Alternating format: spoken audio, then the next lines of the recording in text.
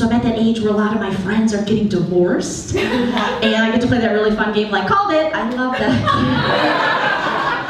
It's so fun, you guys. I don't know how many times I spent in my 20s blackout drunk at a wedding, just standing there staring at them like, this isn't gonna work. Why do they have a cash bar? If you can't afford to get your friends drunk, then you're not ready for a lifelong commitment. Never works. My husband and I, we have like our couple, that married people, usually have that couple. Oh, I like how she did this. Oh, you're married. Okay. Oh, it's like eat, pray, love. I love those signs. That I feel like married people have those signs. I'm from the Midwest. You have signs like that in your house, and I felt that like that drive to Kohl's since I've been married, like the walking. I got Kohl's cash. I didn't even know what it was before I got married. I have signs in my house. You put it on your toilet like, dance like nobody's watching. Love like you never been hurt. Get divorced like at the first time. I want to come up with my own sign line for married women. Tell me if you'd buy this. I wanted to say, happy wife, don't get knifed. Put it over the bathroom and you just stare at that every day. But we have a couple. The couple we hang out with, our married couple friends, they told us they're getting divorced and we were so bummed about it. And then they wanted to take us out to eat and tell us why. And we're like, well, we don't care that much. Don't you have mental health benefits? I don't. But it was a free dinner. So we went, and basically what happened, you guys, is the guy in the relationship cheated on his wife.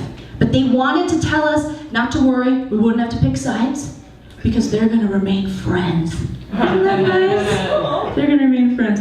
And then we're driving home, and my husband turned to me, and he was like, Joleen, if I cheated on you, would we be friends? And I was like, no. We would be a Dateline episode. I'd stab you, I would just stab you in the wiener. I would just get up there, burn everything you love, because I really love you, Plus I'd get an NBC credit. It would be good. It would be good. Career-wise, too, you guys.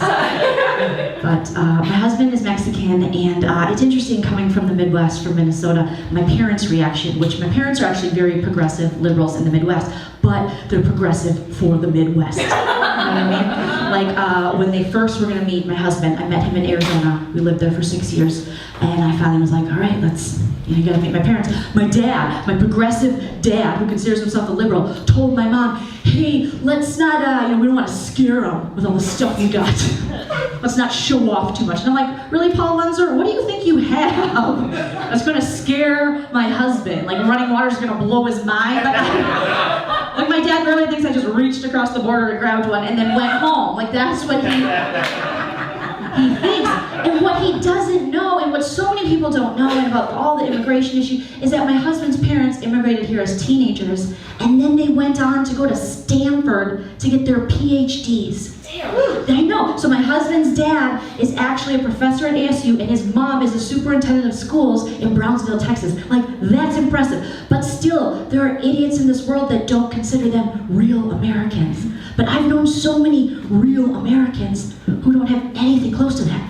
That's why, with the whole immigration thing and closing borders, no wall, no nothing. We need to do tradesies. Oh my God. I got so many white trash, real American family members that we could trade. Like I had an Uncle Larry, never paid his child support, steals from us every Christmas. Like I would lob him over the border, and then grab 2 wands, you know what I mean? And then tell the Republicans 2 wands make a white. And then hopefully it would work. It's just a thought, you guys. I'll leave you on this last thing. I love the holiday season, and we're coming up on Christmas, and I'm a geek that loves holiday movies, old holiday movies, and I like one that I think everybody here has seen or likes. It's called It's a Wonderful Life. You guys have probably all seen that movie. If you never have before, basically there's this main character, George Bailey, played by Jimmy Stewart. It was made like back in the day. I know he's swoon-worthy. Like he's so hot. Like I know he's been dead a long time. So I'm like, I can take him up. But he still look good. So he plays this character, George Bailey, and he wishes he had never been born. So this angel named Clarence comes down and shows him what his life would have been like had he never been around. And all this horrible stuff happens, you guys. Angel, or Clarence the Angel tells him, he's like, Mr. Gower, the pharmacist you used to work for, he went to jail for 20 years for poisoning a child because you weren't there to stop him, George. Like, funny, you know, like good. Funny stuff.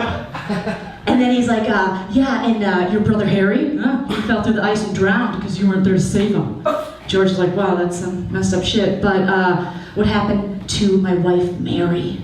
But Clarence, do you guys remember this part? He doesn't want to tell him. He's like, oh, it's the worst of all, George. This is bad, I can't tell you. And I never noticed as a kid until I watched it as an adult, and George is like, tell me, Clarence, like, what happened to Mary? And he's like, you're not gonna like this, but she became an old maid, she never married, she's leaving the library right now. And as like a grown woman, I'm just like, really? That's the worst thing that's gonna happen to Mary? That she's single, has a full-time job, and likes to read? Oh my gosh.